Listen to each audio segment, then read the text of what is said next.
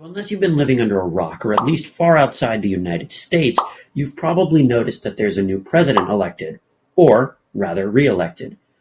But what we care about as car enthusiasts is how the auto industry will be affected, hurt, or helped. So here it is, the good, the bad, and the ugly. However, before we begin, I would like to clarify a few things. One, we've already seen a bit of what a Trump presidency looked like, but since the majority of his presidencies was affected by COVID, it is likely that the effects of his economic policies were obscured by the aftermath of the virus.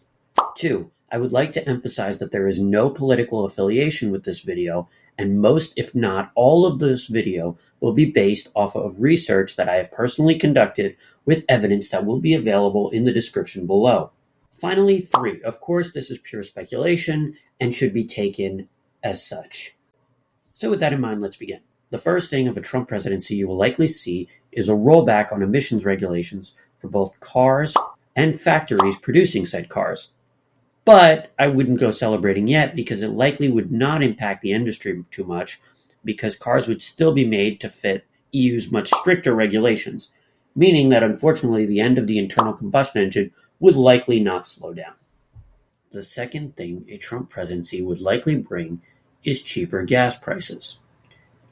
Due to Trump's, quote, drill baby drill policies. The idea is that if oil production is increased, gas prices will fall via supply and demand.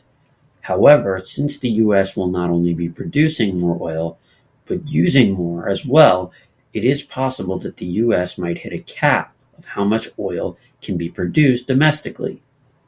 If we do hit this cap, the rest of the US oil would need to come from trade, and with the second largest producer, Russia, locked in war, it could make it difficult to secure more. That being said, Trump has promised an end to the war in Ukraine, but based on what some people within Trump's circle have said, it is likely that Trump will put pressure on Ukraine to surrender, ending the war, reopening trade. The final thing to talk about is possibly the most complex. Let's talk about tariffs, shall we? A tariff is a tax on imported goods, and Trump wants to impose a 10 to 20% tariff on all imports and an even larger tariff on goods from Mexico and China. With this in mind, it is important to know who pays for these tariffs. Most of the time, it is the consumer that will get a markup on their products, driving up the price. A few of these companies to receive tariffs are any company of the Volkswagen, Stellantis, and General Motors groups. However, Mercedes, Infiniti, BMW, Honda, Toyota, Mazda, Ford, Nissan, and Kia, just to name a few, will also be taxed.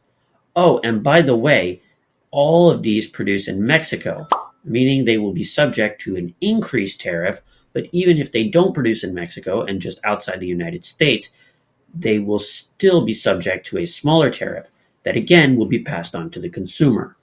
One thing to note is that we do not know how these tariffs will be implemented. It is possible, from the research I've conducted, that these tariffs can be implemented in one of two ways. One, the less likely scenario. If a company produces cars from Mexico and cars from the United States, by the way, I'm using Mexico for this and earlier examples because that's where almost every company abroad produces, the entire product line will be subject to a tariff. I want to be clear, this is an unlikely scenario, but it is still possible. The second, more likely scenario is that only cars that come across the border will be tariffed. So let's use Toyota as an example. Toyota produces the Tacomas in Mexico, and the rest of its range being split from its various factories in the US, Japan, and Mexico. We'll use the Tacoma as a car made in Mexico, a Tundra as a car made in the US, and a Camry as a car made in Japan. With that in mind, the Tundra has no tariff. The Camry has a 10 to 20% tariff, and the Tacoma is going to get an increased tariff, which again will be passed on to the consumer. It's hard to say just how much more expensive cars will be due to the idea that consumers can always choose a car that isn't imported. But they likely may not even have that choice, because even cars in the US could still be affected by tariffs. Why, you ask? Because of this. This is Bosch. Now I know what you're thinking. What does a dishwasher and refrigerator company have to do with that? My response is that they aren't just a refrigerator and a dishwasher company. They also happen to be a company that supplies parts like brakes, car batteries, computers, airbag systems, and many more to virtually any auto brand that you can think of, including the ones in the US. And that becomes a problem when you consider that they don't produce any of these parts in the US. Okay, that's not entirely true. They have one measly tiny factory in South Carolina, but that is nowhere near what is needed for the entire United States supply. But this is all to say that the automotive industry has a dependency on Bosch, and that means that they have to order parts from Bosch and they will need to pay tariffs on it, even for cars built in the US. And this is to say that buying new cars will likely be more expensive as new cars will be tariffed heavily. This will likely mean an increase in demand for used cars, given that used cars are in shorter supply and will also be more expensive due to supply and demand. The TLDR is that everything that Trump is implementing boils down to three things. However, in the eyes of the automotive sector, they are all positives, negatives, or net neutrals for the industry we care about. 1. The positive, cheaper gas prices. 2. The net neutral, the deregulation of emissions. And 3.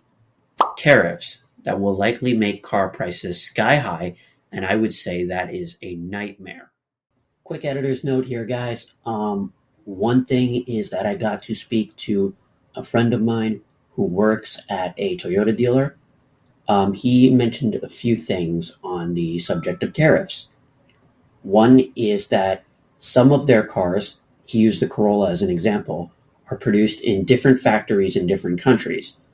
What does that mean? That means that there's a scenario where two identical Corollas can be at different prices, one being tariffed, one not. He also said that from the dealer side, they are not sure how they are going to adapt to the regulations, whether they're going to raise the price of the entire range or just the cars that come through the border. With that in mind, that concludes it. Two things. One is my apologies for my voice. I'm recovering from a cold. So sorry. And two is I'd like to wish everybody a happy holidays.